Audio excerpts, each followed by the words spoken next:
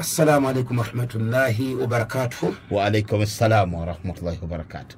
الحمد لله وكفى والصلاة والسلام على أشرف الأنبياء والمرسلين وبعد. mu Eastern Uganda okubeera nga tusobola okubeera nga tusharingako ebintu ebikwata ku bulamu bannanga baliyunga mu 10 ku mukutu guno kati Muhana Islamic Health Spring Care Center. Yes. Kyovula batwavayo okujjanjaba era twaleese wano olusiisira health camp mu Mbale. Camp eno bonna abantu abali mu Eastern Uganda bajja kujja wano mu kibuga ky'Embale.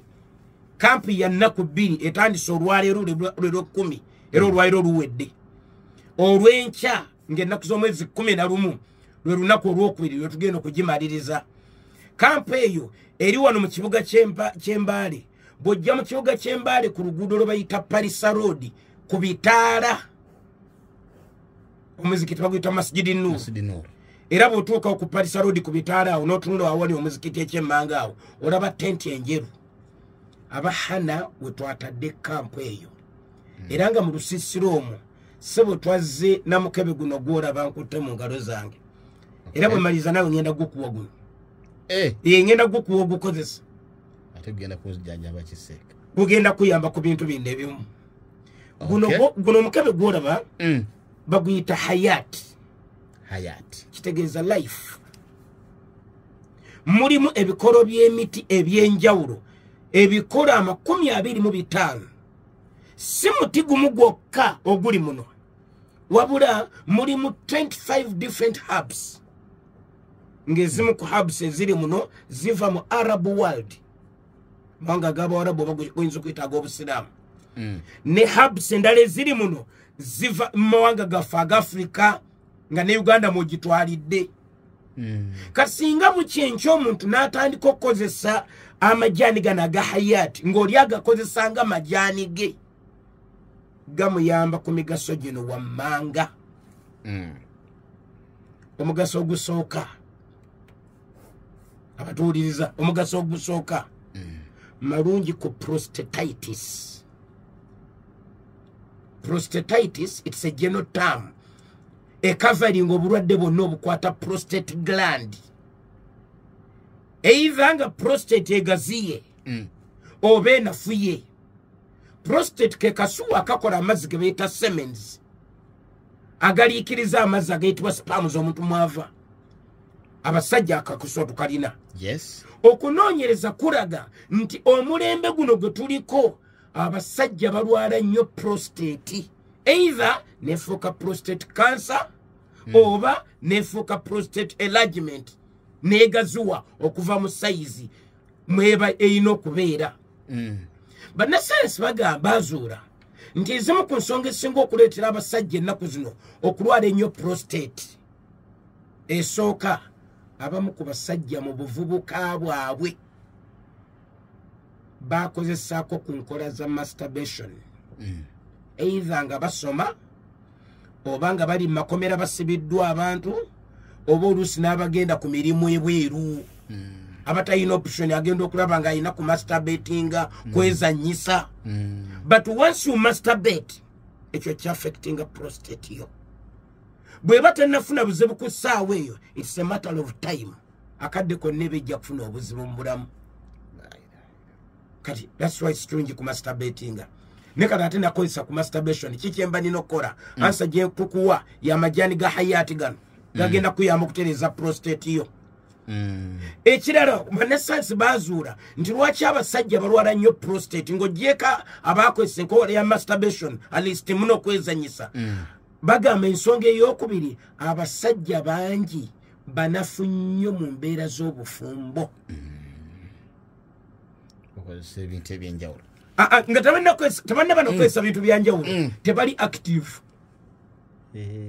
Kwabo bannasayansi bagamba nti omusajja bw'owulira nga toyagala kulwala prostate cancer oba prostate enlargement oteekwa okubeera nga embeera z'obufumbo okubeera ne mukyalawo oteekwa okumiitinga ne mukyalawo mu mbeera z'obufumbo 5 times buli week.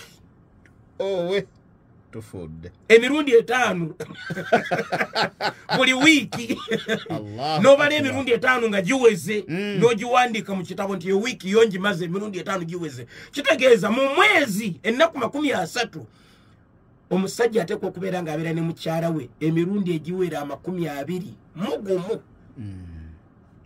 mu wiiki mu nnaku 7 omusajja alina kuwummulamu nnaku 2 ennaku 5 zakubeera mu mirimu okunoonyereza kulaga nti abasajja babeera mu nsonga ezo bwe batyo nga basobola okubeera ne bakyala baabwe emirundi gifaanana bwe gityo tebalwala prostate cancer oba prostate enlargement kyova olaba Katonda yatutonda olw'okuba yatonze housing zino azimanyi nnyo yakkiriza abasajja okubeera n'omukyala asukka ku omu basobole okubeera active mu nsonga z'obufumbo kuba n'ekirala vibe zaffe abasajja ziri waggulu kituufu ate ez'abakyala ziri wansi kati mu busiraamu eiza olina kuba mufumbo fluid says amazzi ago osobola okugafulumya kyovula Ibn Qayyim al-Jawziyya yagamba nti Allah yateekawo abafumbo Katonda yateekawo abafumbo okwegatta lwa bintu bisatu ekimu ku byo amazzi ago fluids zifulume bwe zisigala mu mubiri gafuuka butwa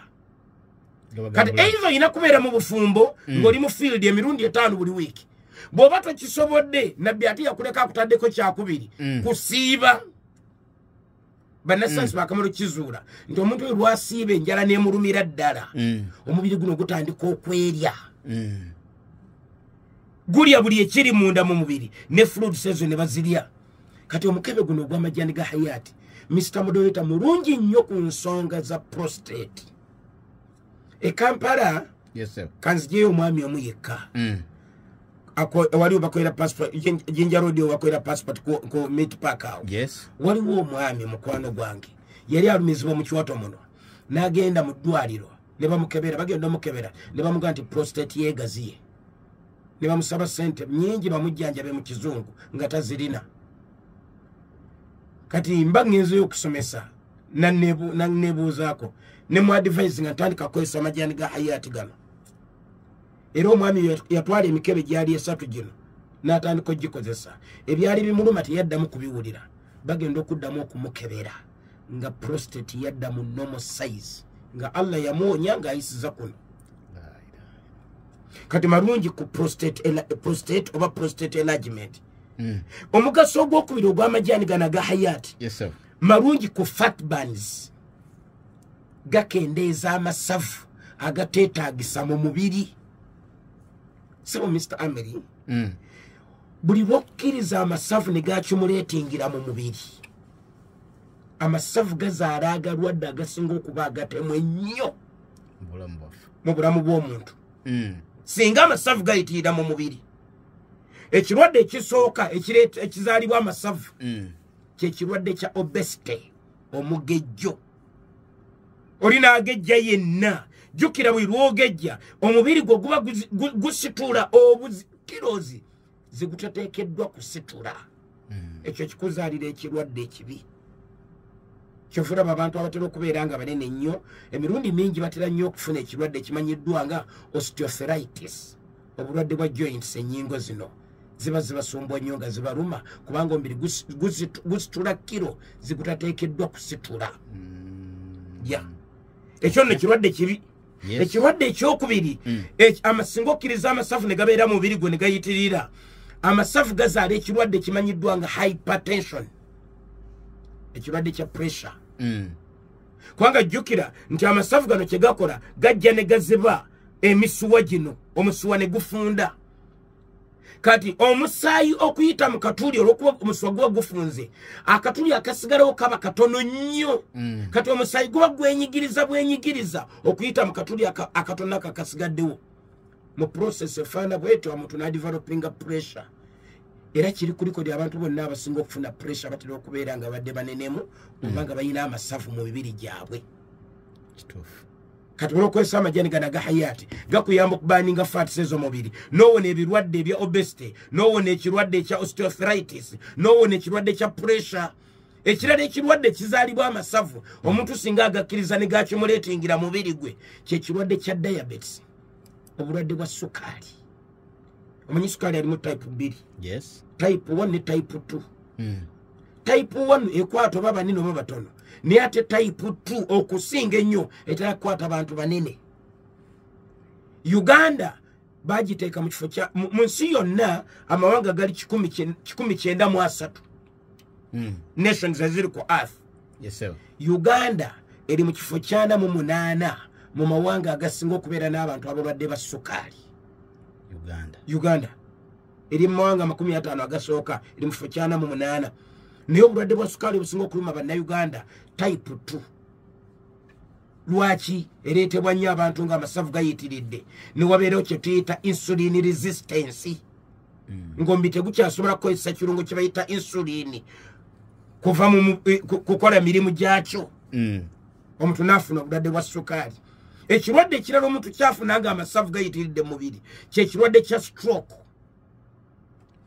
Gwowulira ne baga nti gundi yafunye stroke yasanyaladde oludda lwakaze. Kubanga amasavu gano gajja ne ga blockinga mu misuwa entambula y'omusaayi okwambuka ku bwongo. Kati olw'okuba omusaayi gwati gukyasobola kwambuka ku bwongo ekivaako paati eyo etafunye tasuplayingiddwa labikozesebwa paati eyo y'obwongo cells ne zifuna damage nezikosebwa mu bufunze n'ogamba nti kati amasanyalaze ne gakuba ku sayidi eyo. Era bonna abalwadde okufuna stroke batera okubeera nga baddeko n'amasavu mu mibiri gyabwe. Ekirwadde ekirala ekireetebwa amasavu mu kukkiriza ne gabeera amangi mu mubiri kyekirwadde kya cardiovascular disease, agalwadde g'omutima. Kubanga amasavu gajja ne gapaakinga mu misuwa egitwala ogiyingiza omusaayi mutima n'okufuluma. Kati omutima guba gukozesa amaanyi mangi okusindika omusaayi. Era bw'owuliranga abantu baga nti yalwadde omutima yafunye heart attack ebyo ebirwadde mingi emirundi mingi bitera nnyo okujjanga amasavu abantu bagakkiriza ne gabeera mitima mu mibiri gyabwe. Mwe muli n'obulwadde obumanyiddwa nga fatty liver disease obulwadde bw'ekibumba. Amajaani gano aga hayati gabikolerako ddala bulungi. Nina omwami e Kampala baamukebera nga alina amasavu mangi ku mutima ne bamugamba agende bweru bamukolokote. Nobeera wamu enamba yange ne twogerezeganye ne mugamba nti ng'oli mu programu y'ogende bweru bakolokota amasavu mbadde nsaba otandika okukozesanga amajaani gano aga hayati. Nampuliza n'atandika okugakozesanga. Bwe yagakozesa oluvannyuma lw'akaseera n'awulira omubiri nga gusimulukuse. Allah jalla wala kwe yayisiza bagenda okuddamu okebera omwami ng'amasavu gonna gamuggwamu mu mutima era teyagenda bweru kumukolokota. Ge majaani gano hayati.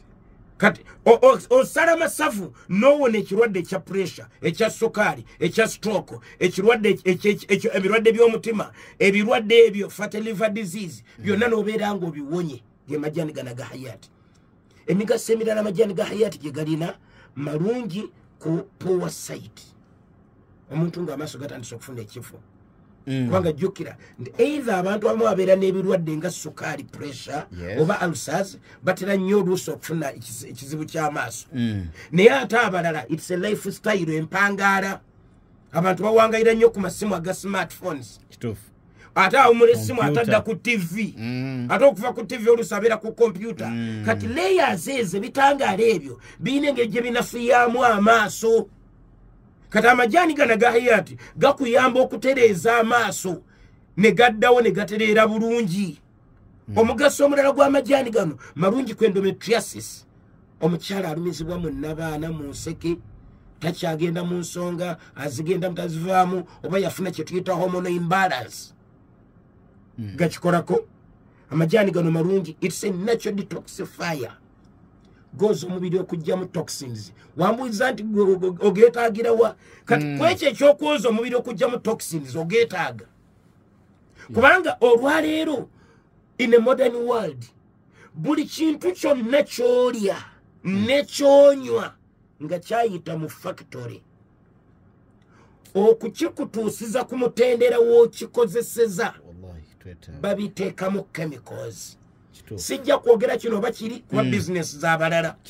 Naye ekirungi abantu abaliyo bategeera bulungi. Asobola okumanya nti kino kyenina amaka gange kyayise mu factory, na kino kyayise mu factory, na kino kyayise mu factory. Kati byonna by'okozesa mu kulya mu kunywa byonna ebisinga obungi biyita ama factories Kituufu.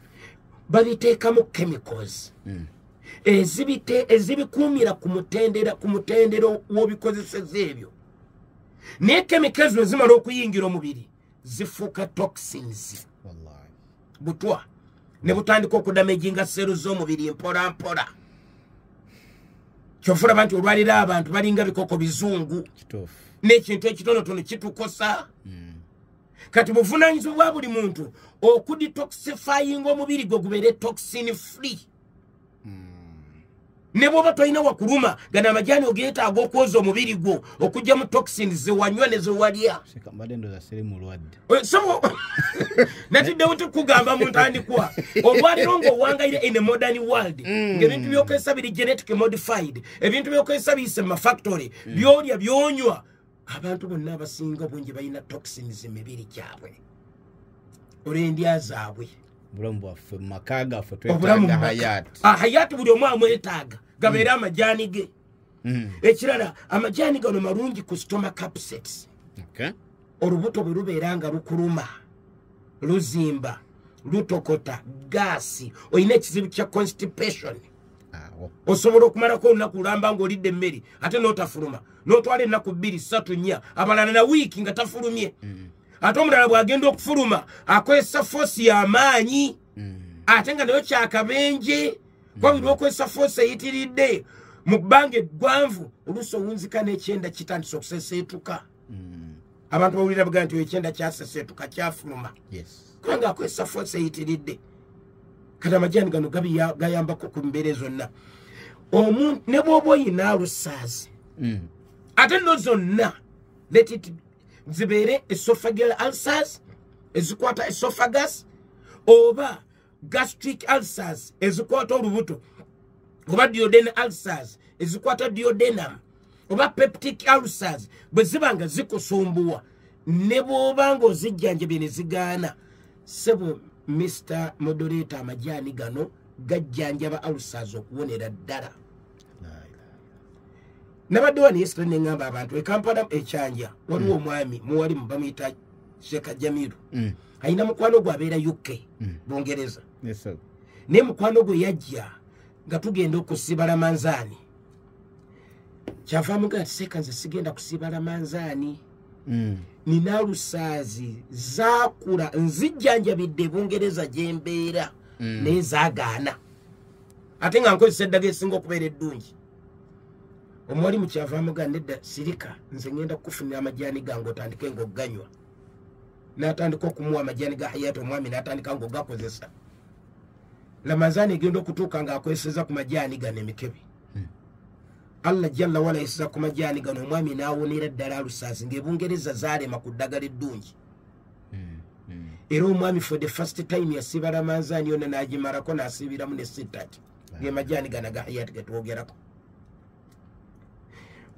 amajaani gano malungi ku anti-inflammation omuntu abeera n'ebbugumu nga teyeebikka naddala ekiro atuuyana nnyo awulira omuliro mungi mu mubiri mulimu omuntu abeeraawo nga amagulu ebigere bibanga bibataddemu essigiri nga bw'asula mu buliri bubanga bwe bayiyeemu amazzi olw'okutuuyana ennyo olw'ebbugumu eriyitiridde mu mubiri amajaani gano gakikolako amajaani gano malungi ku paralisisi omuntu alina ekirwadde ky'okusanyalala ng'oli bw'atuula awantu n'amalawo akabanga asanyalala oba bwe yeebakira sayidi asanyalala amajaani gano ga hayati gakikolako ekirala malungi ku osteoporosis omuntu alumizibwa omugongo abali abatuuliriza ng'owalwala omugongo ng'ojjanjabya omugongo ne gugaana amagumba joints ennyinga amagulu gakuluma gazimbi olina mukadde wo muzeeyi wo nga teyamenyeka naye ng'ekizibu kye kya mugongo magulu mutwalire amajaani gano biizini ajja kuddamu atambule bw'aba nga teyamenyeka ekampala mu ndeeba nina omwami mukwano gwange ayina mukwano gwe haji oyo ayina nnyazaala we ayamuwa omukyala nyazaala disiki z'omugongo zajja ne seseetuka ng'omugongo gumuluma ne bamujjanjaba mu bazungu ne birema ne bamusibamu ekisipi ne basibamu abalwadde b'emigongo nga bakyawangala nakyo mukwano guno agwenjogerako mukwano gwange kyava agamba Hajuri nedda kyoba okola nyazaala otandika omufuniranga amajaani ga hayati atandike ng'ogakozesa Haji n'awuliriza n'atandika okukwatanga amajaani ga hayati ng'agawa nyazaala nga ganywa Allah jalla wala kuyayisiza nyazaala omugongo ne guwonera ddala n'ekisipi ne bakimwambulamu naye nga mu bazungu byali byalema kati ge majaani gano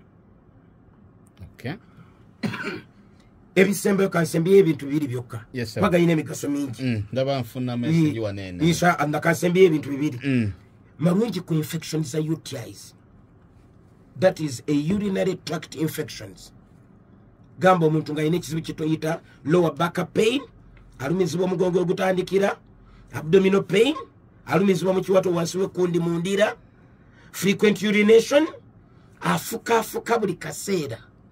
Mufu ky'okunyumirwa otulo, aba yakebako eddakiika 3 ng'agenda kufuuyisa, aba yakebako eddakiika 5 ng'agenda kufuuyisa. Ebintu ebifaana bwe bito. Afuna kye tuyita painful urination, alumizibwa ng'afuuyisa. Daisuri afuuyisa omusiro nga gumusiiwa, gumwokya, afuna sensitivity, gumubabula. Hematuria afuuyisa omusiro n'alabamu olusaayisaayi. Cloud urine, oba omuntu afuuyisa omusiro nga gulidde akaguwunya nnyo. Swelling in the legs due to water retention. Omuntu abeerawo ng'amagulu ebigere bizimba. Agenda okubeera atuddeko awo amagulu ne gazimba. N'abeerawo ebigere ne bizimba. Amajaani gano gabikolako. N'akasembayo.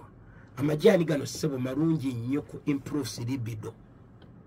Wangi? Ku baami abafumbo. Awo. Nga tebakyasobola kuba simu. Ne boogererako mboozi ne ziggwayo. Wabula babiipinga bubiipinzi. Ate babiipinga bakyala baabwe.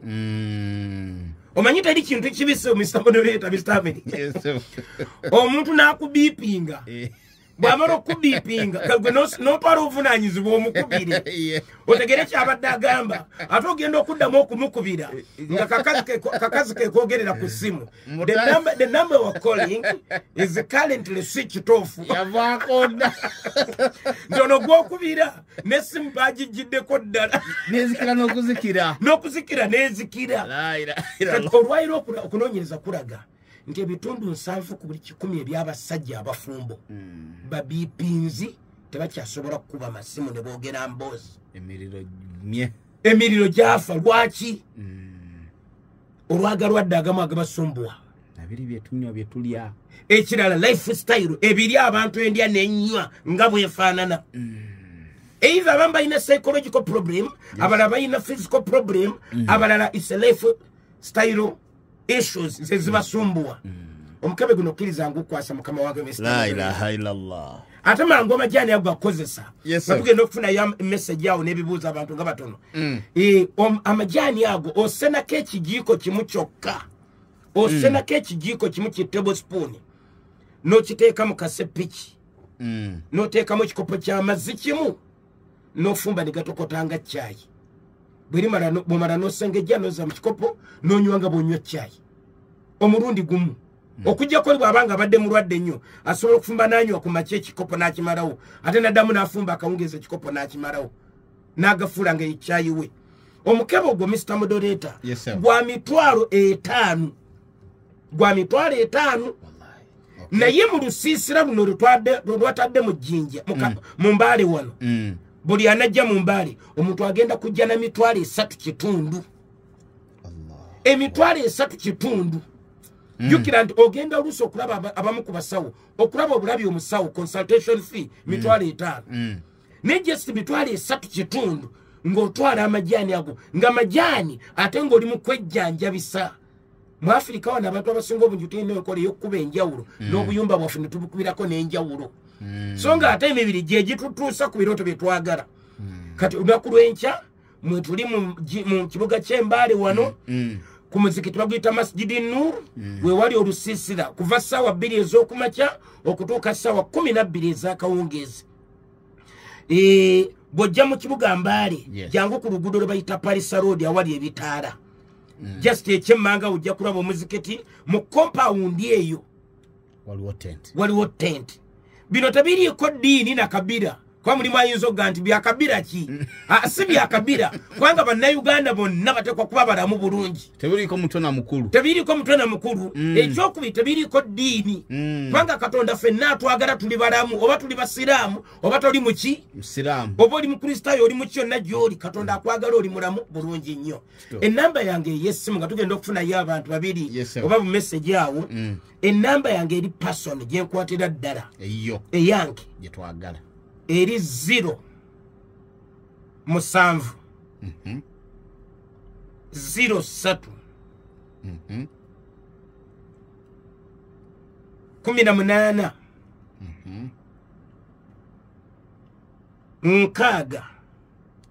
mukaaga 0 5 0 yeyo eri 0 7 yes 03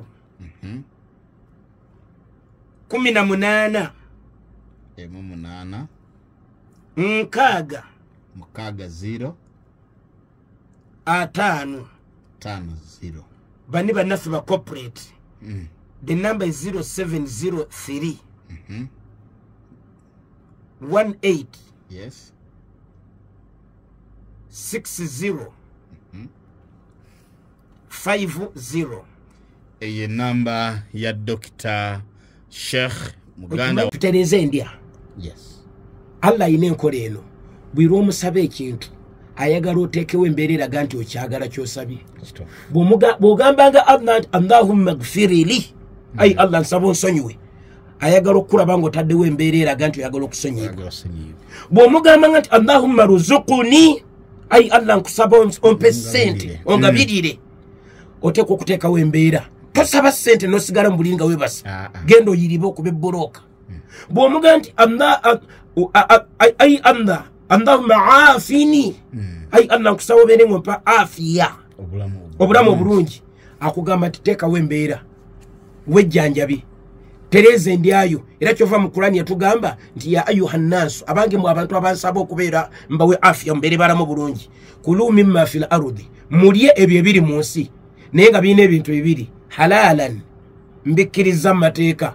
ate tayyiba nga birungi mu mibiri gyammwe omusajja Steve Jobs kyeyagamba nti eat your food as your medicine if you fail to eat your food as your medicine you'll have to eat your medicine as your food don't wait for that moment to come kubanga togenda kisobola abantu mukuuma obuyumba bwammwe n'amajjaani aga hayati salamu alaikum warahmatullahi wabarakatuh wa alaikum salam